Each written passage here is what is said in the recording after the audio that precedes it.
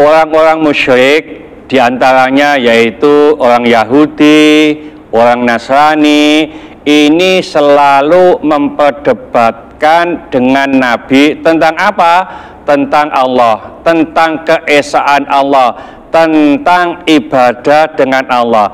Lalu Allah mengajarkan kepada Nabi, wa huwa rabbuna wa rabbukum, padahal Allah itu Tuhan kami dan Tuhanmu, wahai orang musyrik. Tuh, Allah itu mengurusi kami, juga mengurusi kamu. Allah itu memberi rezeki kepada kami, juga memberi rezeki kepadamu.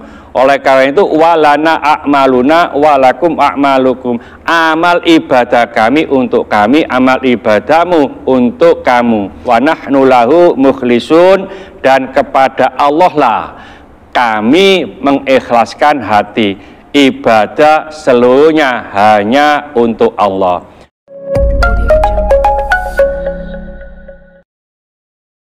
Assalamualaikum warahmatullahi wabarakatuh. Waalaikumsalam warahmatullahi wabarakatuh. Ibu-ibu jamaah sholat isyraq Masjid An-Nur rahimakumullah. Pada kesempatan pagi ini saya ingin menjelaskan secara singkat, yaitu surat Al-Baqarah ayat 139. Oleh karena itu mohon Mbak Sri bisa membacanya. Monggo Mbak Sri. A'udzu billahi minasyaitonir rajim. Bismillahirrahmanirrahim. Qul atukazunana fillahi wa huwa rabbuna wa rabbukum walana a'maluna walakum a'malukum wa nahnu lahu mukhlisun. Sadaqallahul adzim. Ini tadi sudah dibaca oleh Mbak Sri. Kita tahu Mbak Sri ini adalah pemula, artinya baru belajar membaca Al-Quran. Tapi alhamdulillah sudah cukup bacaannya tadi. Mudah-mudahan yang lain yang sudah senior bisa membaca jauh lebih bagus yang dibaca oleh Mbak Sri tadi. Tadi dibaca surat Al-Baqarah yang berbunyi a'udzubillahi minasyaitonirrajim. Bismillahirrahmanirrahim. Qul atuhajjunana fillahi. Katakanlah wahai Muhammad, apakah kamu memperdebatkan dengan kami tentang Allah? Wa huwa rabbuna wa rabbukum, padahal dia Allah itu adalah Tuhan kami dan Tuhanmu. Walana a'maluna walakum a'malukum, dan bagi kami amal kami, bagimu amalmu. Wa nahnu lahu mukhlisun, dan kepadanya lah kami mengikhlaskan hati.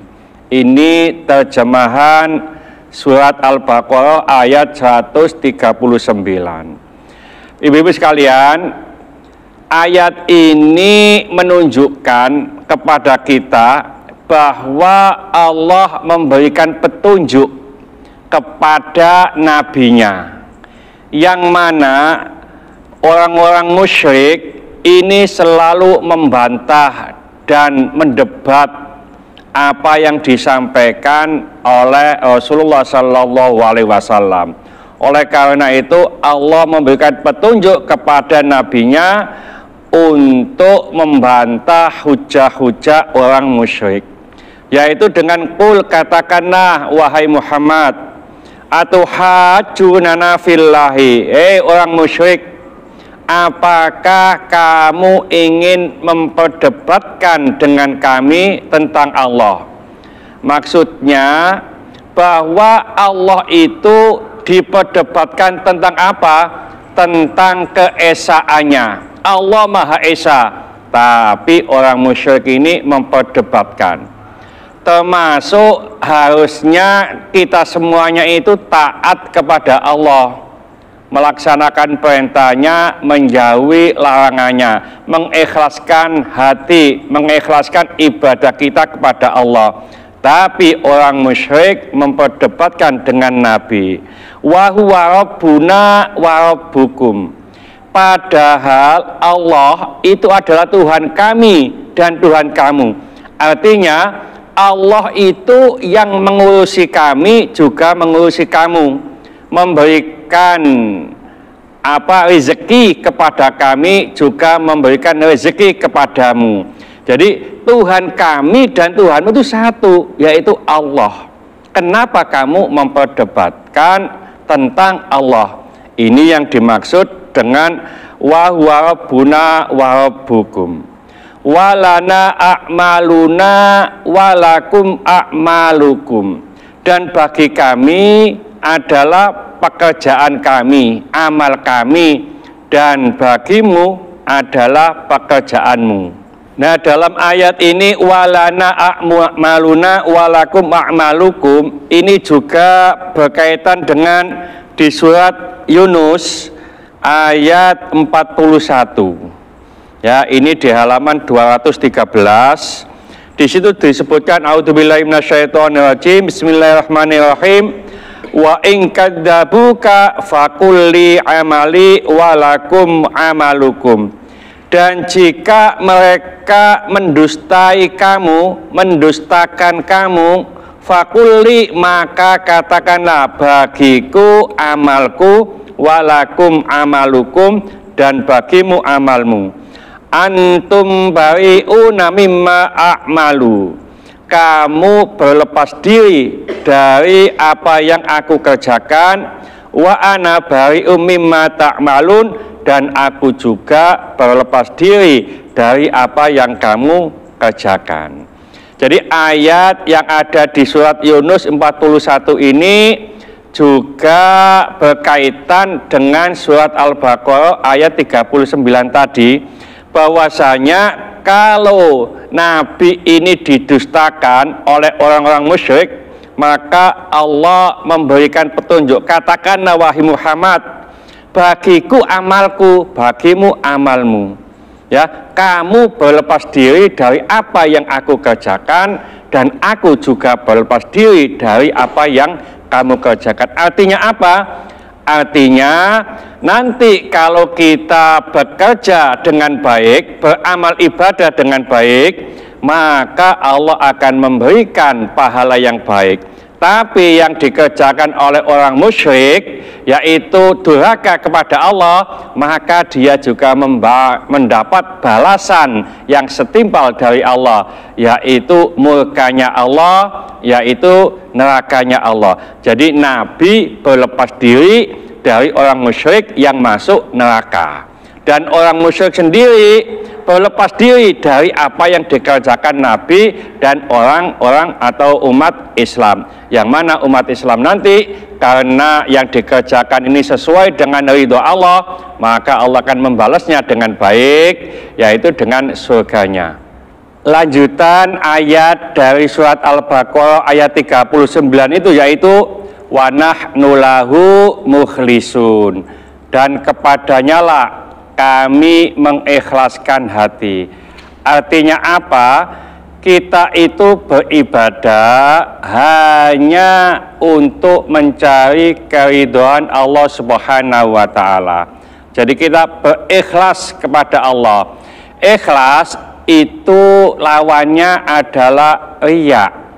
Riya adalah segala sesuatu yang kita lakukan, baik ibadah atau lainnya, itu ingin diperhatikan oleh makhluk, ingin diperhatikan oleh orang lain. Nah, inilah riya itu adalah syirik kecil. Artinya apa? Artinya kita beribadah tidak untuk Allah. Contoh umpamanya, kita sholat. Nah, sholat ini kita kalau sholat di masjid secara berjamaah, banyak orang yang ikut. Dan kadangkala kita itu sholat kita baik-baikan, Untuk apa? Supaya dilihat oleh tetangga, oleh teman, oleh orang lain. Inilah namanya riya.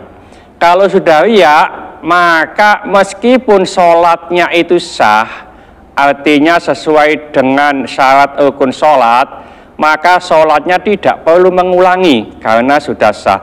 Tapi sholatnya tidak mendapatkan apa-apa, tidak mendapatkan pahala. Kenapa? Karena sholat yang kita lakukan itu tidak untuk Allah. Untuk siapa? Untuk makhluk, seperti teman, tetangga yang kita ingin dipujinya. Oleh karena itu, mari segala sesuatu yang kita lakukan itu kita mengikhlaskan diri hanya untuk Allah.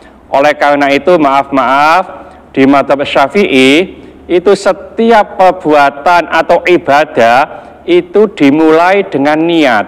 Dan niat di situ terakhirnya adalah lillahi ta'ala.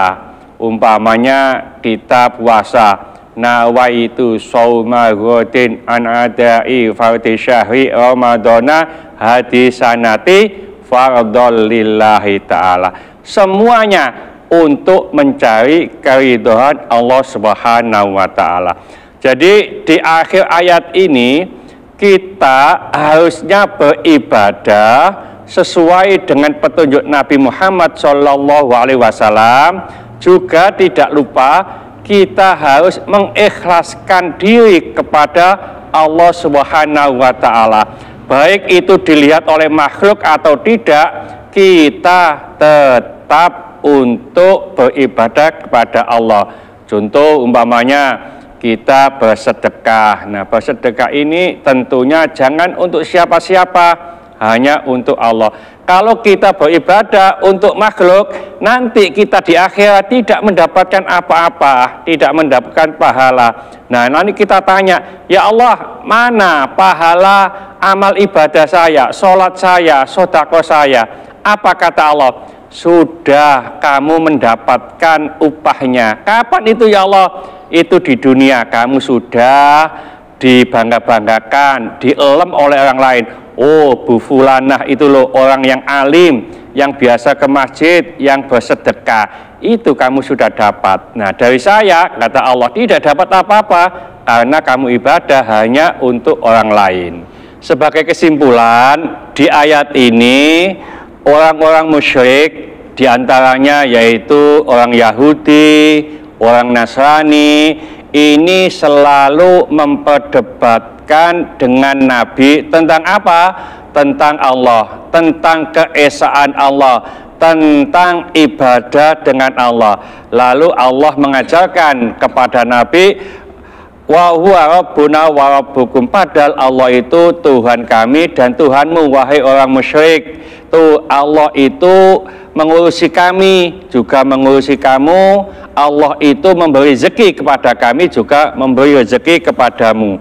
Oleh karena itu, walana a'maluna walakum a'malukum. Amal ibadah kami untuk kami, amal ibadahmu untuk kamu. Lalu dalam surat Yunus tadi disebutkan bahwa orang musyrik berlepas diri dari apa yang aku kerjakan, kata Rasulullah, dan aku juga berlepas diri dari apa yang kamu kerjakan. Wa nahnu lahu mukhlisun, dan kepada Allah lah kami mengikhlaskan hati, ibadah seluruhnya hanya untuk Allah. Mudah-mudahan sedikit ini dibarengi hidayah oleh Allah Subhanahu wa ta'ala. Mudah-mudahan bermanfaat bagi kita semuanya. Sampai jumpa di video akan datang. Akhir kalam, wassalamualaikum warahmatullahi wabarakatuh. Waalaikumsalam warahmatullahi wabarakatuh.